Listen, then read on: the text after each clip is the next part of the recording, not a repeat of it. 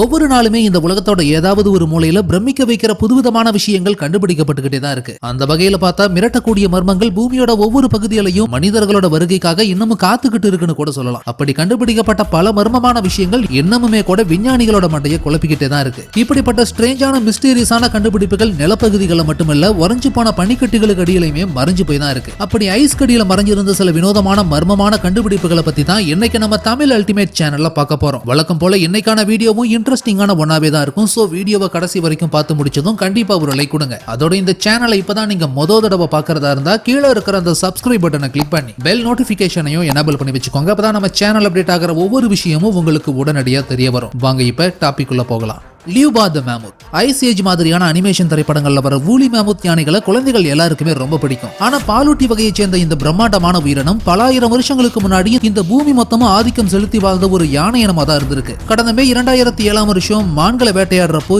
யூரிக்யூடோங்கிற அந்த மனிதரும் அவரோட 3 மகன்களும் உறைபனியினால சூழப்பட்ட இடத்துல இருந்து நல்லா பதப்படுத்தப்பட்ட நிலையில இருந்த வூலி மேமத்தோட மம்மி ஒன்ன எதிர்பாராத விதமா சைபீரியாவோட யாமல் பெனிசுலா பகுதியில இருந்து கண்டுபிடிச்சிருக்காங்க. ரஷ்யாவை ஒட்டின வடதுருவ பகுதியில் கண்டுபிடிக்கப்பட்ட இந்த உறைஞ்சு போன மேமூத் யானையை ஆராய்ச்சியாளர்கள் சோதனைக்கு உட்படுத்தி பார்த்ததுல அது 40,000 வருஷங்களுக்கு முன்னாடி இந்த பூமியில வாழ்ந்த உயிரினம்ங்கிற விஷயம் தெரிய வந்து எல்லாரையுமே ஆச்சரியப்படுத்தி இருந்தது. ரஷ்யன் லாங்குவேஜ்ல லியூபான்னு பெயர் வைக்கப்பட்ட இந்த மேமூத் மம்மி தான் ரஷ்ய சைபீரிய பனிப்பகுதியில் இதுவரைக்கும் கிடைச்ச மேமூத் தொல்பொருட்கள்லயே ரொம்ப பழமையானது. அதோட பெண் யானை குட்டியான இதை ஸ்கேன் பண்ணி பார்த்ததுல அதோட வயிற்றுல நிறைய சேறு இருந்ததுதான் அது இறந்து போக முக்கியமான காரணங்கிறதும் தெரிய வந்தது. இப்போ இதை ரஷ்யாவோட மியூசியம் ஒன்னுல வச்சிருக்காங்க.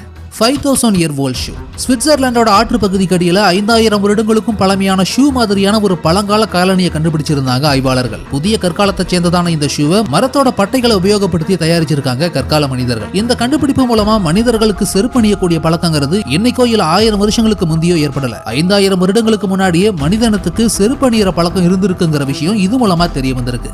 Oil and wood feeders.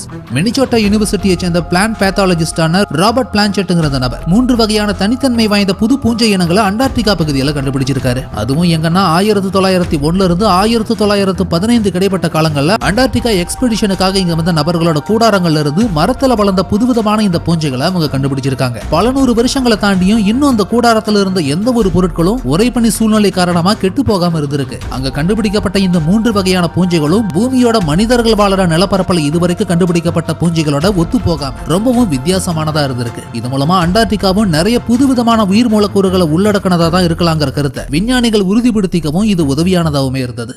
John டோரிங்டன். நாம வாழற உலகத்தோட ஒவ்வொரு பகுதியும் எல்லைகளும் இன்னைக்கு கூகுள் மேப் வழியா நமக்கு ரொம்ப ஈஸியா தெரிய வருதுன்னா அதுக்கு பின்னாடி நிறைய கடந்த கால மனிதர்களோட துணிச்சலான கடற்பயணங்களும் தியாகங்களும் அதன் மூலமா கிடைச்ச குறிப்புகளும் தான் மிக முக்கியமான காரணம். சேட்டலைட் உதவியோட இன்னைக்கு உலகத்தோட ஒவ்வொரு பகுதியும் நம்ம அடையாளம் கண்டுபிடிச்சாலும் கடற்பயணிகள் 100-200 வருஷங்களுக்கு முன்னாடி அவங்க உயரிய பணைய வச்சு வருட கணக்கில் மேற்கொண்ட பயணங்கள் தான் மிக முக்கியமானதுன்னே கூட சொல்லலாம். அப்படி வடதுருவத்தோட ஆராய்ச்சி செய்யப்படாத பகுதிகளை கண்டுபிடிக்க கனடாவோட நுனாவூட்டுங்கிற இடத்துல இருந்து ஒரு வடமேற்கு பாதையை கண்டுபிடிச்சு ஆசிய பகுதி அடையறதுக்காக ஒரு குழுவோட ஆபத்தான பயணத்தை 1845 வருஷம் மேற்கொண்டவர் தான் இந்த ஜான் டோரிங்டன். ஆனா எதிர்பாராத விதமா அந்த பயணத்துல முதல் மரணமும் இவரோட தான் இருந்தது. இருந்தாலும் குறிப்பிட்ட இடத்துல பனி நிறைஞ்ச ஒரு இடத்துல அவர் அடக்கம் பண்ணிட்டு மற்ற பயணிகள் மேற்கொண்டு பயணத்தை தொடர்ந்தாலும் அவங்களும் குளிர தாக்கு பிடிக்க முடியாம இறந்துதான் போயிருக்காங்க. அப்புறம் பல வருஷங்கள் கழிச்சு 1984 வருஷம் கிங் வில்லியம் ஐலாண்ட்ல டோரிங்டனோட பாடி மம்மியா உறைஞ்சு போயிருந்த நிலையில கண்டெடுக்கப்பட்டிருந்தது. அந்த உடல் ஆராய்ச்சிக்கு உட்படுத்தி பார்த்ததுல அவருக்கு தீவிரமான நிமோனியா பாதிப்பு இருந்ததுனாலதான் அவர் இறந்தே போனாருங்கிற விஷயம் ஏறத்தாழ 110 வருடங்கள் கழிச்சு கண்டுபிடிக்கப்பட்டிருந்தது. எண்டூரன்ஸ். 20ஆம் நூற்றாண்டோட ஆரம்பத்துல தான் அண்டார்டிகாவை தேடி நிறைய எக்ஸ்பெடிஷன் பண்ற குழுக்கள் பயணம் பண்ண ஆரம்பிச்சாங்க. அதுல குறிப்பிடும்படியான ஒரு குழு தான் சர் எர்னஸ்ட் ஷேக்கல்டனோட கப்பல்ல பயணம் செஞ்ச குழு. ஆனா எதிர்பாராத விதமா கப்பல் அண்டார்டிகா ஐஸ் பாறையில மோதி மூழ்கி போனதுல இவர் மட்டும் உயிர் பழச்சி போட் மூலமா தப்பிச்சிருக்காரு. அப்படி மூழ்கி போன அந்த கப்பலை சரியா 100 வருஷம் கழிச்சு ஐஸ் பிரேக்கர் உதவியோட 3000 அடி ஆழத்துல கண்டுபிடிச்சிருந்தாங்க. அந்த காட்சி தான் இது.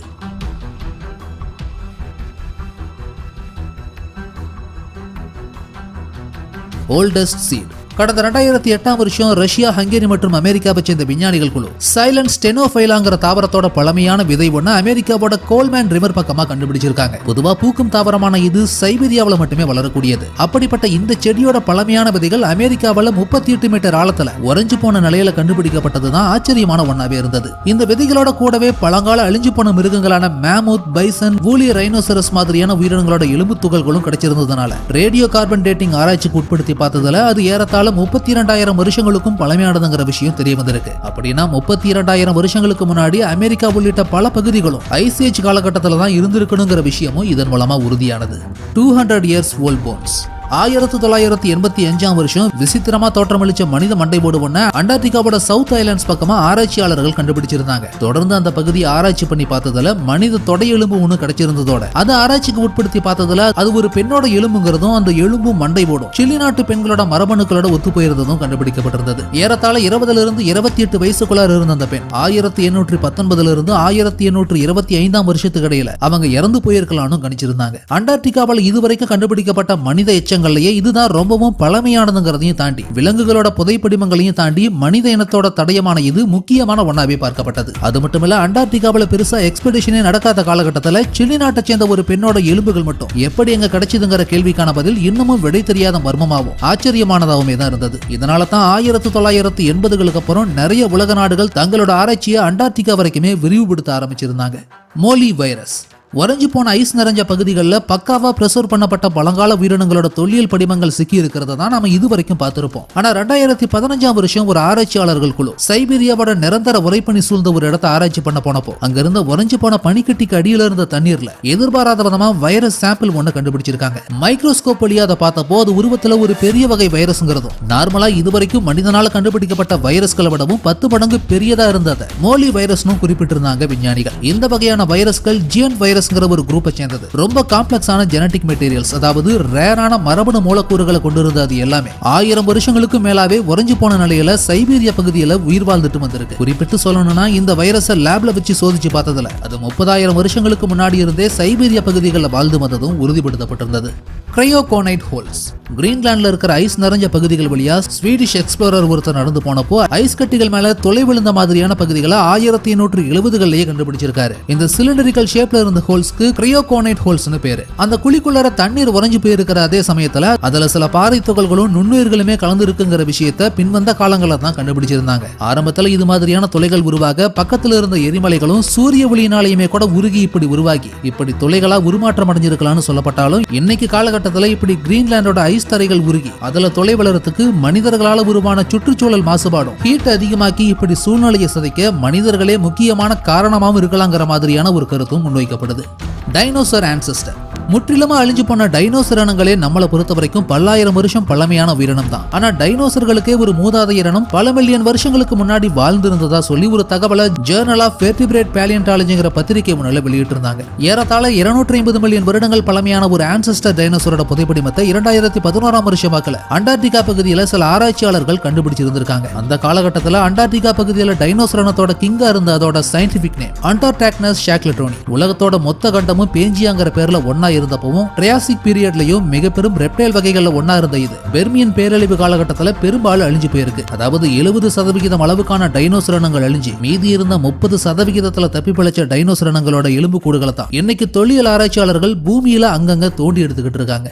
ஆன்சியன்ட் லைவ் ஆர்கானிசம்ஸ் இப்போ மனிதர்கள் வாழற நிலப்பரப்பையும் தாண்டி ஆர்டிக் அண்டார்டிகா மாதிரியான பகுதிகளும் ஆராய்ச்சியாளர்களுக்கு ஏத்த ஒரு இடமா மாறிட்டு வருது. அதுக்கு ஒரு உதாரணம் தான் இப்போ நம்ம பார்க்குற இந்த விஷயம். ரஷ்யன் சயின்டிஸ்ட் சில பேர் சில வினோதமான சிறிய வகை உயிரினங்களை ட்ரில்லிங் ரிக்க வச்சு பனிக்கட்டியை தொலையிட்டு கேமராவை உள்ள செலுத்தி ஆராய்ச்சி செஞ்சதால உரைப்பனி சூழ்நிலையும் தாங்கி உயிர் வாழக்கூடிய சில பழமையான மைக்ரோ ஆர்கானிசம்ஸை கண்டுபிடிச்சிருக்காங்க. குறிப்பா இது சைபீரியா பகுதியில் ஆர்டிக் பிரதேசத்தை ஒட்டி கண்டுபிடிக்கப்பட்டிருந்தது. டெலாய்ட் ரோட்டிஃபர்ஸ்னு பெயர் வைக்கப்பட்ட இந்த நுண்ணுயிர்களை மைக்ரோஸ்கோப் வழியா மட்டும்தான் தெளிவா பார்க்க முடியும். உயிரினங்கள் எப்படி முழுவதுமா உறைஞ்சு போன சூழ்நிலையிலயோ இல்ல வறட்சியான நிலையிலயோ ஆக்சிஜன் குறைவா இருக்கிறப்போ கூட வாழக்கூடியதா இருந்தா அதை கிரிப்டோ பயோசிஸ்னு சொல்லுவாங்க. அது மட்டுமல்ல இந்த மாதிரியான சூழ்நிலையில வாழற உயிரினங்கள் கம்ப்ளீட் மெட்டபாலிக் அரெஸ்ட்ங்கிற ஒரு விதமான வளர்ச்சிதை மாற்றத்தை அடைஞ்சிருக்கும். அதாவது வளர்ச்சிதை மாற்றமே ரொம்ப ஸ்லோவா தான் நடக்குங்கிறதுனால அந்த உயிரினங்கள் பல காலம் வரைக்கும் உயிர் வாழற சக்தியை கொண்டிருக்கும். அப்படி இந்த சைபீரியாவில் கண்டுபிடிக்கப்பட்ட இந்த நுண்ணுயிர்களை ஆராய்ஞ்சப்போ ரேடியோ கார்பன் டேட்டிங்ல அதுங்களோட வயசு 24,000 வருஷங்கிறது தெரிய வந்து மொத்த ஆராய்ச்சியாளர்களையுமே பிரமிக்க வச்சிருந்தது. அது மட்டுமல்ல இந்த உயிரினங்கள் எல்லாமே பேத்தனோஜெனசிஸ் வகை இனப்பெருக்கம் பண்ணக்கூடியது. அதாவது கருமுட்டையானது விந்தணுக்கள் நுழையாமலேயே கருவா உருவாகி பிறக்கக்கூடியது. இத தமிழ்ல கன்னி பிறப்பு அப்படின்னு சொல்லுவாங்க. ரஷ்யர்களோட இந்த ஆராய்ச்சி மூலமா மல்டி செல்லுலார் ஆர்கானிசம்ங்கிற பல செல் உயிரினங்கள் பல ஆயிரம் வருஷங்களுக்கு முன்னாடியே இந்த பூமியில உருவாகி இருக்கலாங்கிற விஷயம் இதன் மூலமா நிரூபணமா ஆயிருந்தது.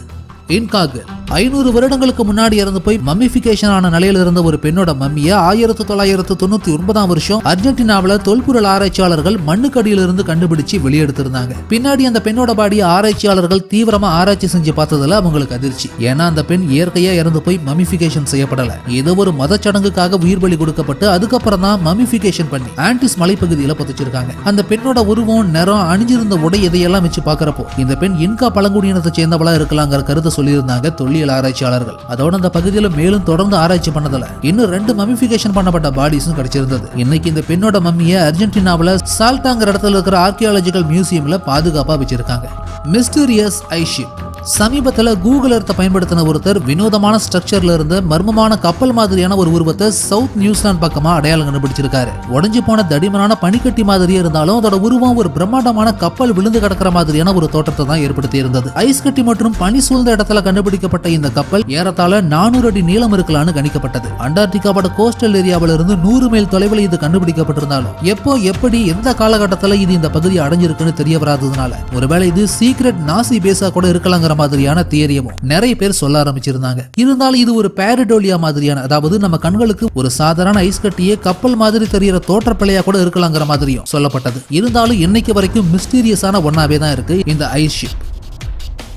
ஃபைனலி இந்த வீடியோ உங்களுக்கு பிடிச்சிருந்ததுன்னா லைக் பண்ணுங்க, கமெண்ட் பண்ணுங்க, ஷேர் பண்ணுங்க. அதோட இந்த வீடியோ உங்களுக்கு இன்ட்ரெஸ்டிங்கான ஒன்னாவும் இன்ஃபர்மேட்டிவான ஒன்னாவும் இருந்ததுன்னு நினைச்சீங்கன்னா கண்டிப்பா நம்ம தமிழ் அல்டிமேட் சேனலை சப்ஸ்கிரைப் பண்ணுங்க.